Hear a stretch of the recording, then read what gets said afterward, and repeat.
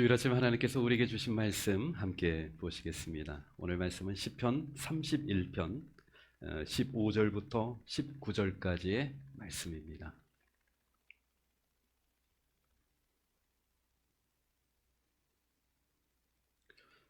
하나님의 말씀 우리 한 목소리로 함께 봉독하겠습니다.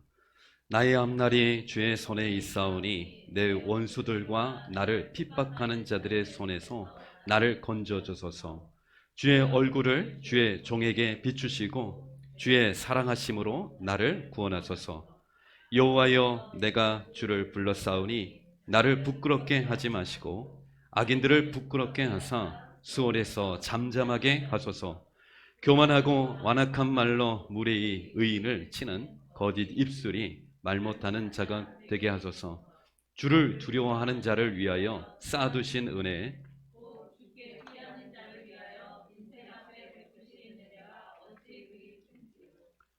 아멘. 할렐루야. 한 주간 평안하셨습니까? 저는 여러분들을 주님의 이름으로 축복합니다. 항상 주님과 동행하시고 하나님의 형통한 가운데 거하시길 바랍니다. 아멘. 오늘 주신 말씀 15절 말씀 보시면 제가 참 좋아하는 말씀입니다. 나의 앞날이 주의 손에 있사오니, 나의 앞날이 주의 손에 있사오니. 나의 앞날, 나의 미래, 나의 인생이 어디에 있다고요? 주님의 손에 있습니다. 상황과 환경과 예측할 수 없는 그런 환경 속에 내 인생이 달려있는 게 아니라 나를 사랑하시고 믿음으로 나를 굳건하게 세우시는 그 하나님의 손 안에 내 인생이 있다는 것이 얼마나 큰 위로가 되고 소망이 되는 줄 믿습니다. 오늘 19절 말씀, 주를 두려워하는 자를 위하여 쌓아두신 하나님의 은혜, 하나님을 두려워하는 자, 하나님을 믿음으로 경외하는 자, 그들에게 예배하신 쌓아두신 하나님의 은혜가 있다는 겁니다. 우리 인생은 뭔가 하나님이 우리에게 베푸신 은혜를 하나씩 하나씩 발견해가는 것이다. 어떤 상황이든지 형통할 때든지 공부할 때든지 하나님이 우리에게 예비하신 그 은혜, 그 깊은 은혜, 그것을 은혜를 체험하며 고백하는 저와 여러분 되기를 원합니다. 오늘 설교의 제목은 믿음의 여정인데요, 예수 믿는 우리의 인생은요 철로 역정입니다. 천상을 향해 걸어가는 순례자. 믿음의 사람들의 인생에는 목적지가 있는 것입니다. 그 목적지는 어디입니까? 하나님이 예비해 놓으신 아름다운 땅, 하나님의 나라. 그것이 우리 인생의 최종적인 목적지가 되는 줄 믿습니다. 우리의 인생, 믿음의 여정 속에 우리에게는 어떤 일들이 일어나는가? 어떤 일들이 일어나는가? 하나님의 관심은 사실 우리 인생 속에 어떻게 하면 우리 인생이 믿음이 성숙해 가고 또 하나님의 성품으로 변해가고 하나님의 인격을 닮아가는가, 이런데 관심이 있으세요. 그래서 하나님께서는 우리의 인생을 이끌어 가실 때 형통함과 공고함 속에서 우리 인생을 이끌어 가신다는 것입니다. 어떤 인생이라도 그 인생의 시작과 끝이 다 형통함만 있는 사람도 없고, 어떤 사람의 인생이 처음부터 공고함으로부터 시작해서 끝까지 공고함으로 끝나는 인생도 없는 것입니다. 하나님은 우리의 인생 속에 때로는 형통함으로, 때로는 공고함으로 우리를 이끄셔서 우리의 삶이, 우리의 믿음이, 우리의 인격이 더욱더 더 깊어지고 성숙해져 가기를 원할 뿐만 아니라 이 땅에서의 형통함 속에 하나님을 찬양하고 기쁨과 참된 만족을 누리기를 원하시는 것이 하나님의 뜻인 줄 믿습니다. 우리의 인생의, 우리 믿음의 여정, 그 믿음의 여정은 보통 세 가지로 이렇게 구분이 됩니다. 첫 번째는 우리가 믿음을 갖기 이전에, 그리고 믿음을 갖고 난 다음부터 우리가 천국 가기 전까지의 삶, 그리고 천국에서의 삶, 영원한 삶이 있는 것이죠. 그래서 우리의 믿음의 여정은 시작이 있고 과정이 있고 완성이 있는 것입니다. 저는 그런 생각을 해봐요. 제가 예수를 믿지 않았더라면 지금은 나의 모습은 어땠을까? 예, 좀 끔찍한 것 같아요. 스스로 이기적이고 겁이 많고. 근데 세상은 나를 더 그렇게 만들어 가는 거잖아요. 근데 하나님 안에서 믿음을 갖고 하나님을 신뢰하며 내 인생의 소망을 발견하는 나의 인생이 참 복되다, 이런 생각이 들어요. 참 복된 것은 하나님이 내 인생을 이끌어 가신다는 겁니다. 때로는 좋은 일로, 때로는 힘들고 고달픈 일로, 하지만 그 모든 것들이 합력해서 선을 이루시는 하나님을 찬양하고 고백하게 된다는 것입니다. 첫 번째 단계는 하나님을 믿기 전에, 그리고 두 번째 단계는 하나님을 믿고 난 다음에 나의 삶, 그리고 믿음의 마지막 세 번째 단계는 천국에서 영원토록 살아가는 삶. 저는 가끔씩 천국의 삶을 한번 꿈꾸기도 합니다. 그곳에서는 두려움이나 염려나 눈물이나 고통이나, 그곳에서는 아마 미워하는 사람도 없을 것입니다. 어쩌면 내가 미워하는 감정조차 느끼지 못할 거예요. 왜냐하면 하나님의 성품이 나에게 완전히 부어진 바 되기 때문에. 사랑을 안 하고 싶어도 사랑이 될 거예요, 아마. 기쁘고 찬양하고. 그래서 완전하다는 것이 무엇인지를 깨닫게 될 것입니다. 그리고 영원하다는 것이 무엇인지를 알게 될 거예요. 저는 그때가 빨리 왔으면 좋겠어요. 그때 빨리 왔으면 좋겠어요. 하지만 하나님께서는 우리 인생에 천국 가기 전까지 하나님께서 허락하시고 부탁하신 그런 삶이 있다라는 것입니다. 오늘 제가 나누고 싶은 것은요, 두 가지인데, 첫 번째, 믿음이라는 것은 어떻게 생기는 것일까? 어떤 분들이 이렇게 질문해요. 목사님, 정말 나름대로 예배도 드리고 하나님을 찾아보려고 하고 말씀도 한번 읽어보고 기도도 해봤지만 저에게는 왜 믿음이 안 생기는 걸까요?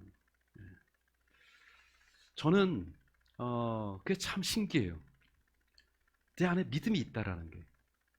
그리고 믿음을 가진 자들과 함께 느끼는 하나님의 은혜가 있고 감동이 있고 감격이 있다라는 게 참 신기해요. 도대체 믿음이라는 것은 언제 우리에게 찾아오는 것일까? 하나님은 언제 우리에게 믿음을 잉태케 하는 것일까? 두 번째 나누고 싶은 것은요, 믿음을 가지고 살아가는 우리 인생 속에도 좀 어려움이 있다는 것입니다.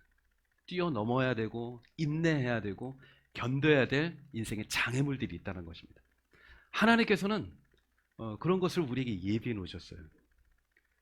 첫 번째가 뭐냐면 고난이라는 것입니다. 고난. 우리는 반드시 고난을 통과해야 돼요. 고난이 저절로 사라지는 인생은 없어요. 고난이 없기를 바란다면 우리 빨리 천국에 가야 돼요. 그래서 우리는 믿음의 모든 사람들은 그 고난을 통과하면서 그 과정 속에서 하나님의 특별한 또 은혜를 체험하기도 한다는 사실입니다. 또 하나는 뭐냐면 나의 연약함 때문에 생기는 거예요. 나의 연약함 때문에 내 스스로가 나 자신을 인정하기 힘든 거예요. 완전한 절망, 완전한 낙심. 나도 내 자신을 받아들이기 힘든 그런 상황이 있어요. 정말 다른 사람은 모르는, 나만 알고 있는 인생의 연약함, 비참함. 그런 상황 속에서도 하나님이 베풀어 주신 은혜가 있다는 것입니다. 오늘 19절 다윗의 고백은 주를 두려워하는 자를 위해 쌓아두신 은혜, 주께 피하는 자들의 인생 앞에 예비하신 그 은혜가 어찌 그리 큰지요. 자신은 감당할 수 없는, 주체할 수 없는 하나님의 은혜를 경험하면서 그 하나님의 은혜를 깨닫고 감격하고 있는 다윗의 고백을 보게 됩니다. 저는 이 고백이 우리의 삶 속에서 하나님을 믿는 그 믿음 속에서 고백되어지는 그 고백이 되기를 원합니다. 먼저 우리의 믿음은 어떻게 해서 생기는 것일까? 니고데모의 이야기, 요한복음 3장에 나오는 니고데모의 이야기를 통해서 우리가 한번 살펴보기를 원하는데요. 요한복음 3장 1절 말씀 한번 보시겠습니까? 화면 한번 보여주세요. 그런데 바리새인 중에 니고데모라 하는 사람이 있으니 유대인의 지도자라. 니고데모라는 사람이 있는데요. 그 사람은 바리새인 중에 지도자라고 합니다. 그리고 율법에 대해서 많이 알고 있는 사람이에요. 그런데 그가 고민이 있는 것입니다. 예수님은 누구신가라는 거예요. 그 상황, 그 시대에 예수님에 대한 관심이 너무나 많았어요. 왜냐하면 놀라운 기적과 표적과 그 말씀의 권위가 뛰어났기 때문에. 그래서 수많은 사람들이 예수님을 따라 다녔지만, 그리고 그 예수님이 하나님의 아들이라고 그리스도라고 고백은 하지만, 많은 율법학자들은 예수는 하나님의 아들이 아니라고, 그리스도가 아니라고, 그러면서 배척하고 죽이려 했기 때문이죠. 율법을 많이 알고 있었던 니고데모는 고민이 많았어요. 그분이 도대체 누군가? 진짜 하나님의 아들이신가? 아니면 그냥 평범한 한 사람인가? 그래서 그는 예수님을 찾아간 것입니다. 2절 말씀 우리 같이 한번 읽겠습니다. 그가 밤에 예수께 와서 이르되 라삐여, 우리가 당신은 하나님께로부터 오신 선생인 줄 아나이다. 하나님이 함께하지 아니하시면 당신이 행하시는 이 표적을 아무도 할 수 없음이니이다. 아멘. 니고데모가 고민을 얘기하는 거예요. 당신이 누군지 정말 궁금합니다. 하지만 당신이 행하는 그 표적을 보니까 하나님의 아들인 것 같습니다. 그런데 니고데모가요, 예수님을 찾아간 시간이 문제입니다. 언제 찾아갔죠? 밤에 찾아간 거예요. 밤에 찾아간 이유는 사람들의 이목을 피해서 찾아간 거예요. 자신이 이래봬도 유대인의 지도자고 율법과 성경의 지식이 풍성한 사람인데, 내 예수님을 만났다? 그러면 자존심이 상하고 다른 사람들로부터 이러저러한 얘기를 들을 것 같았어요. 그래서 아무도 보지 않는 그 밤의 시간에 찾아간 거예요. 그런데요, 니고데모가 밤에 찾아간 이유가 또 하나 있어요. 그것은 뭐냐면 니고데모의 마음이 밤이었다라는 것입니다. 니고데모의 마음속이 영적인 밤이었다는 사실입니다. 그는 진짜 진리를 찾고 있었고 길을 찾고 있었다는 거예요. 그는 율법의 지식을 많이 알고 있었지만 길을 헤매고 있는 사람이었어요. 저는 니고데모의 이 장면을 보면서 정말 나름대로 열심히 살고 최선으로 살고 나름대로 삶의 원칙을 따라 살아가는데, 그래서 많은 것들을 이루고 많은 지식과 정보를 가지고 있음에도 불구하고 어느 날 깨닫게 되는 거예요. 인생이 너무 공허하다라는 것을, 인생이 너무 헛되다는 것을, 부족함이 없는데 자녀들도 잘 되고 사업도 잘 되고 내 마음도 불안할 이유가 없는데 내 마음속에 허전함과 공고함이 있다는 것입니다.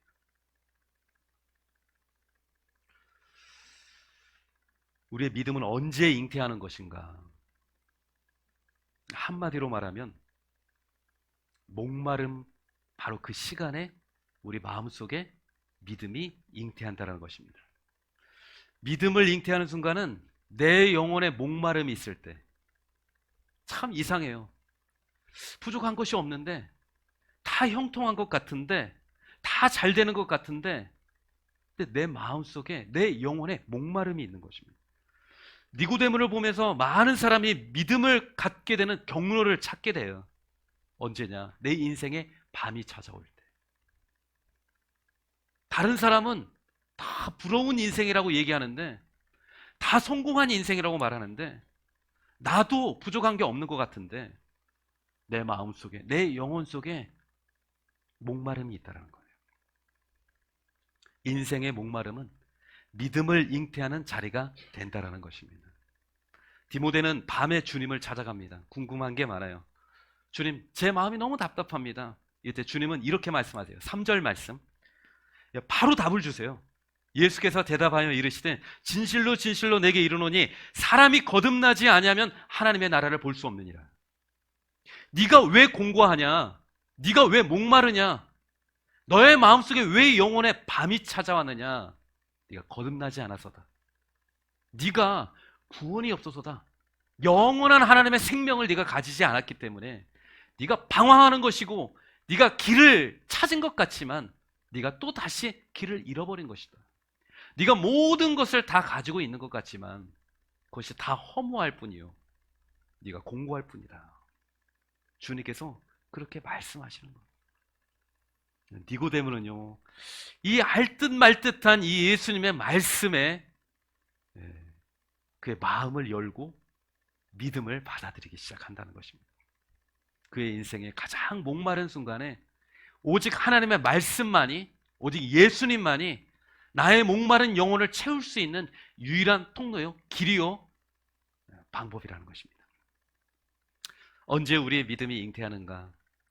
내가 목마를 때, 내 영혼이 갈급할 때, 내 영혼의 어두운 밤이 찾아왔을 때, 바로 그때 우리는 믿음이라는 것을 체험하게 된다는 사실입니다. 나중에 니고데모는요, 완전히 변화된 사람이에요. 예수님의 제자가 돼요. 그래서 요한복음 19장에 보면 예수님이 십자가에서 돌아가시고 난 다음에 장례를 치르겠다고 빌라도를 찾아간 사람이 바로 누구냐면 니고데모입니다. 위험한 일이거든요. 그 당시에는 예수님과 관련된 사람을 다 붙잡을 때예요. 그래서 예수님의 제자들도 나는 예수를 모른다고 예수를 욕하고 떠나갈 때인데, 그때 니고데모는요, 빌라도에게 찾아갑니다. 시신을 달라고, 향품을 가지고 그를 장례해야 되겠다고. 어떻게 그렇게 할 수 있을까요? 자기 자신의 인생에 그 어떤 것으로도 채울 수 없는 목마름과 갈급함을 예수님이 채워주셨기 때문에, 오직 진리요 길이요 생명이신 예수님이 그의 공허한 마음을 채워주셨기 때문에 그렇게 할 수 있는 것이죠. 니고데모는 왜 밤에 찾아왔는가? 밤은 빛을 필요로 하기 때문입니다. 이 사실을 그냥 아는 것으로 끝나는 것이 아니라 저는 이런 기도를 마음속에 품게 됩니다. 하나님, 혹시라도 인생의 밤을 지나고 있는 사람이 있다면 주님, 그 사람을 만나게 해주십시오. 인생의 어두운 밤을 지나고 있는 자들에게, 인생의 목마름을 지금 호소하고 있는 자들에게 빛이신 예수님, 진리신 예수님을 전할 수 있는 교회와 내 인생이 되게 해주십시오. 그런 기도를 마음속에 품게 됩니다. 두 번째로 나누고 싶은 것은요, 고난의 문제인데요. 참, 예수 믿으면 고난이 다 없어지는 건가? 우리 다 예수님 잘 믿고는 있지만 그렇게 되는 것 같지는 않아요. 그래서 신앙과 고난의 문제는 중요한 문제인 것 같아요. 고난의 문제, 믿음의 사람들에게 있어서의 고난의 문제, 그 핵심만 간단하게 얘기하면, 고난은 이론적인 믿음을 실제의 믿음으로 바꾸는 능력이 있다는 것입니다. 고난은 머릿속에서 품고 있는 믿음이 아니라, 이론적인 믿음이 아니라 진짜 살아있는 믿음, 실제하는 믿음으로 나아가게끔 하는 것이 고난의 능력이라는 것입니다. 내가 분명히 믿고 있는데, 내가 분명히 알고 있는데, 나에게 깨달음도 있는데, 고난 때문에 그 믿음이 진짜가 된다는 것입니다. 살아있는 믿음이 된다는 거예요. 이론과 실제는 늘 달라요. 이론과 실제는 늘 달라요. 제 신학교 다닐 때 기독교 교육학과라고 있어요. 기독교 교육학과. 그래서 우리 신학교를 다니는 전도사님은 다 기독교 교육학과 여학생들과 결혼하고 싶어요. 왜? 그들은 자녀들을 잘 키울 수 있을 거라고 믿기 때문에. 실제는 어떨까요? 기독교 교육을 열심히 공부하면 자녀를 믿음의 자녀로 잘 키울 수 있을까요? 다윗과 같은 자녀로, 요셉과 같은 자녀로 키울 수 있을까요? 경험해 보신 분들은 그래요. 기독교 교육을 전공하신 분들이 그래요. 이론과 실제는 다르다고. 이론과 실제는 다르다고. 믿음을 머리로 하는 것과 믿음의 삶을 살아내는 것은 완전 다르다는 겁니다. 사업하시는 분들 그러잖아요. 학교에서 배운 대로 사업해서는 안 된다고 그러잖아요. 한국에서는 더 힘든데 또 중국 가서 해외 나가서 사업하는 건 또 다른 차원이라고 얘기하잖아요. 이론과 실제는 다른 겁니다. 우리 결혼 생활 해봐도 잘 알잖아요. 결혼하기 전에 막 책도 읽고 막 공부도 막 하고 막 그러잖아요. 예. 열심히 공부했죠. 책도 많이 읽고. 결혼 생활 실제로 해보니까 어때요? 예. 이론과 실제는 다르잖아요. 믿음 생활도 마찬가지인 것 같아요. 저도 그랬던 것 같아요. 제가 부목사일 때는 진짜 믿음이 좋은 줄 알았어요. 예. 그래서 설교할 때 막 호통도 치고요. 예. 또 상담할 때는 부드럽게 얘기를 해놓고 돌아서서는 또 마음속에 왜 기도하면 되지? 왜 주님을 더 간절히 붙들면 되지? 왜 이렇게 힘들어할까? 근데 제가 교회 개척을 하고 난 다음에 예, 친구들과 아는 사람들이 떠나가고 내 계획대로 안 되고 예, 기도하고 기도하고 또 기도해도 하나님은 멀리 계시는 것처럼 느껴질 때 정말 이 고난의 끝이 언제 올까 그런 생각을 할 때 저는 제 자신의 그 믿음의 현 주소를 알게 되더라고요. 내가 진짜 믿음이 없구나. 믿음으로 살아간다는 것은 이건 또 다른 문제구나. 주를 두려워하는 자를 위하여 쌓아두시는 은혜, 주께 피하는 자를 위하여 인생 앞에 베푸시는 은혜가 어찌 그리 큰지요. 근데 참 감사한 건 뭐냐면 그 고난 속에서 눈물을 흘리고 가슴을 치며 예, 무릎조차 꿇을 수 없을 때, 기도조차 찬양조차 할 수 없을 때 하나님께서 저에게 다가오셔서 말씀하신다는 겁니다.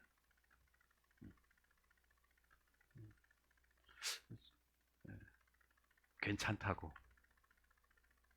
너에게는 소망이 없지만 나에게는 길이 있다고. 나에게는 계획이 있다고. 그래서 나를 의지하는 것보다 하나님께 소망을 두는 법을 깨닫고 배우게 되었다라는 것입니다. 저는 참 예수 믿고 난 다음에 처음 욥기를 읽으면서 참 이해가 안 됐어요. 욥이라는 사람을 믿음의 사람이잖아요. 의인이잖아요. 하나님의 특별한 축복을 받고 있는 사람이 욥인데 하나님께서 욥을 사단에게 내어주세요. 그래서 고난이 시작이 되는 겁니다. 재산을 다 잃게 되고 복된 자녀들을 다 세상을 떠나게 되고 자기 자신은 이제 병에 들고 병까지 드니까 재산도 병도 이제 보잘것없는 인생이 되니까 아내가 욕을 하고 떠나가는 거예요. 이제 비참한 모습으로 혼자 앉아있을 때 이제 친구들이 찾아오잖아요. 친구들의 말이 위로가 돼요? 위로가 안 되는 겁니다. 고난보다 더 힘든 건 뭐냐면 다른 사람들의 시선이거든요. 다른 사람들의 내 상황을 보면서 위로랍시고 던졌던 그 말들이 나를 더 힘들게 찌르는 거거든요. 하나님은 왜 욥에게 이런 기가 막힌 고난을 허락하시는 걸까? 이게 참 이해가 되지 않았어요. 근데 그 욥의 이야기 처음에 그러잖아요. 사단이 하나님과 대화를 하잖아요. 사탄이. 사탄은 뭘 증명하고 싶냐면 욥이 저렇게 믿음 생활 잘하는 것은 하나님이 축복해 줘서 그런 거 아닙니까? 하나님이 그 축복을 다 거두어 가시면 저 욥이 하나님을 믿겠습니까? 그러니까 사단이 증명하고 싶은 건 뭐냐면 하나님의 축복을 주었기 때문이지 축복을 거두어 가시면 이 사람의 믿음을 무너뜨리고 싶은 거예요. 근데 하나님께서 보여주고 싶은 건 뭐예요? 네가 설령 형통하지 않는다 하더라도 인생에 고난이 온다 하더라도 끝까지 믿음을 지키는 삶을 욥을 통해서 보여주기를 원하신다는 것입니다.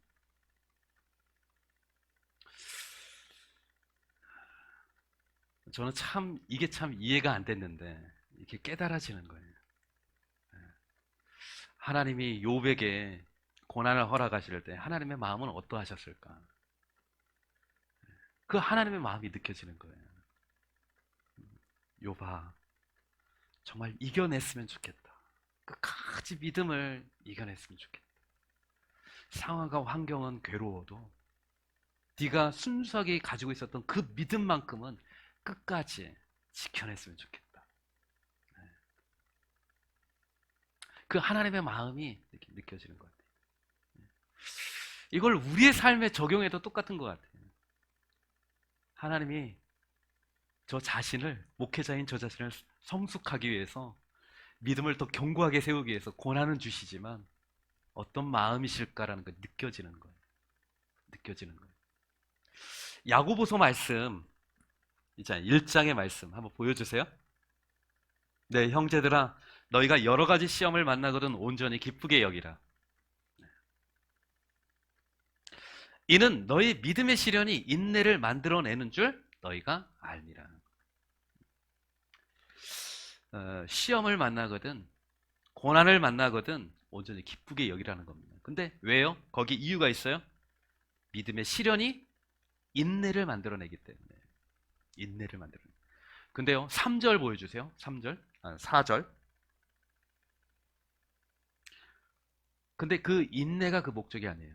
인내를 온전히 이루라. 이는 너희로 온전하고 구비하여 조금도 부족함이 없게 하려 함이라. 여기서 온전하고 구비하게 한다라는 것은 우리를 성숙하게 한다는 뜻입니다. 하나님이 우리에게 시련을 주실 때 목적이 있다는, 고난을 주실 때 이유가 있다는 거예요. 세상 사람들은요, 고난이 올 때 이유를 알지 못해요. 까닭을 알지 못해요. 내가 왜 이런 어려움을 당해? 내가 왜 이런 환경에 처해 있어야 되는지 알지 못해요. 그러나 믿음의 사람의 고난은요, 하나님의 뜻이 있다라는 것입니다. 목적이 있다라는 거예요. 하나님의 성품으로 믿음의 온전함에 이르게 하기 위한 하나님의 선한 뜻이 있다라는 것입니다. 욥이 고난을 쭉 당하는데, 그래서 자기 자신을 변호하고 나는 죄가 없다고 친구들에게 호소를 하고, 또 친구들은 잘 생각해 보라고, 네가 뭔가 죄가 있으니까 이 고난을 당할 거라고. 논쟁. 그런데요, 마지막 욥 이야기의 끝은 무엇으로 끝나는지 아세요? 욥의 논쟁의 끝, 욥의 고난의 끝은 언제 찾아오는가? 하나님의 말씀이 들리기 시작할 때 욥의 고난은 끝이 난다는 것입니다.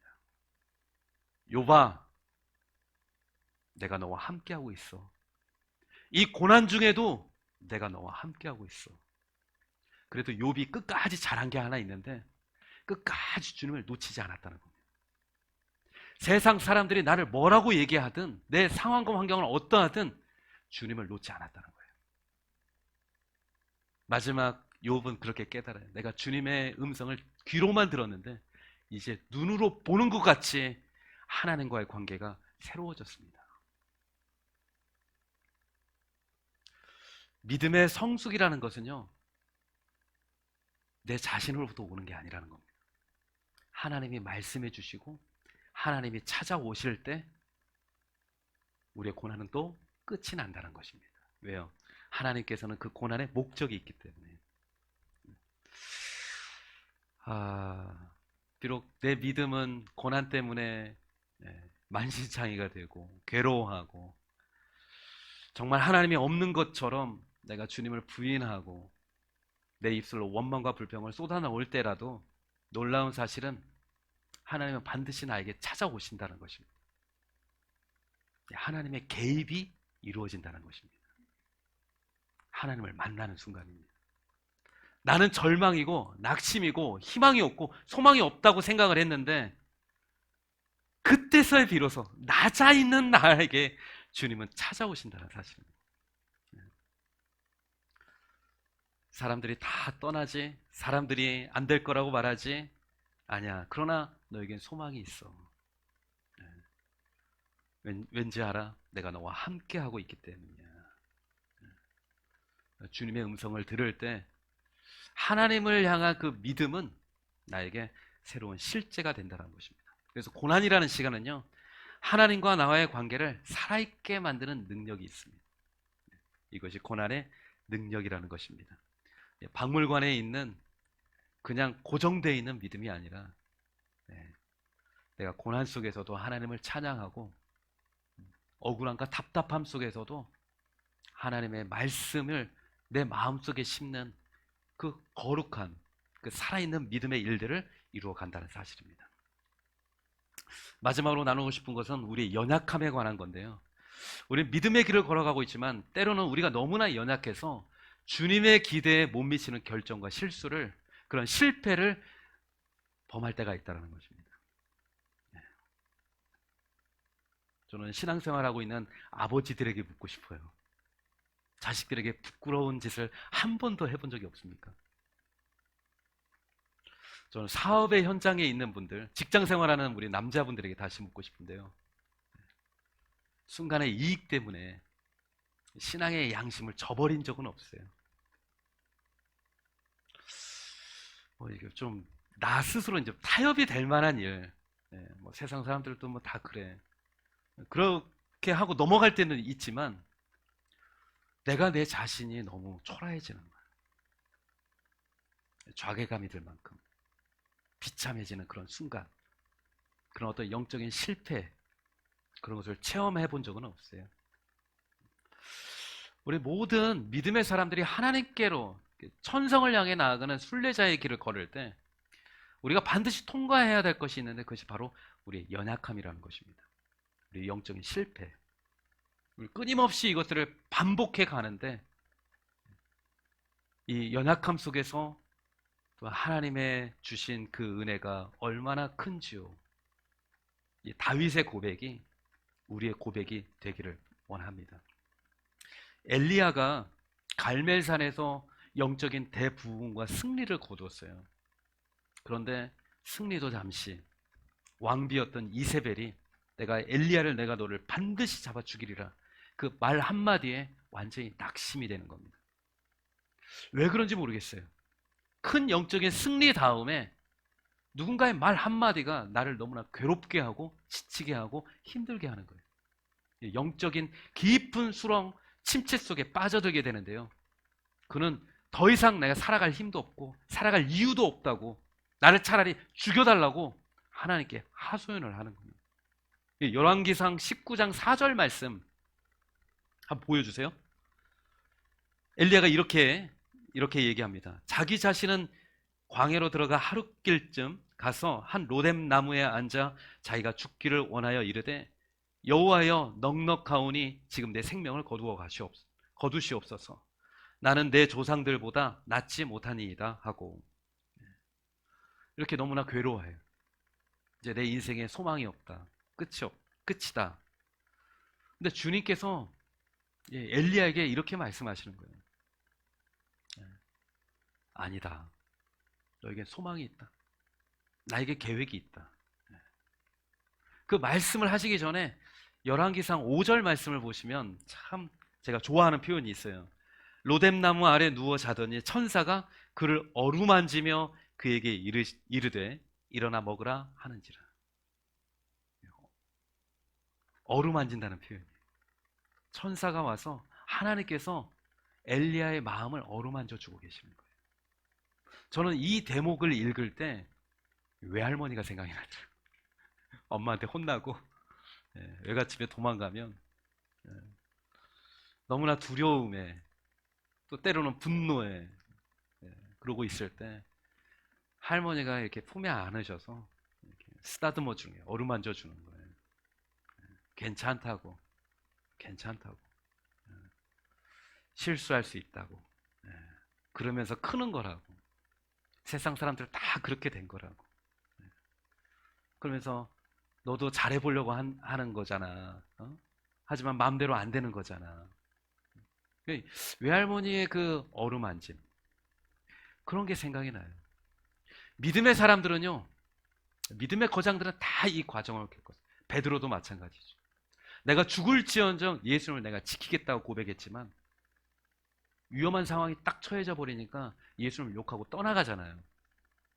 다시는 예수님과의 관계가 회복되지 못할 줄 알았어요. 자기가 자신을 용납하지 못하는 거예요. 그 순간 엘리야나 베드로나 믿음의 사람들이 깨닫는 게 있어요. 체험하는 게 있어요. 주님이 나를 붙들고 계신다는 거예요. 여전히 나를 붙들고 계신다는 거예요.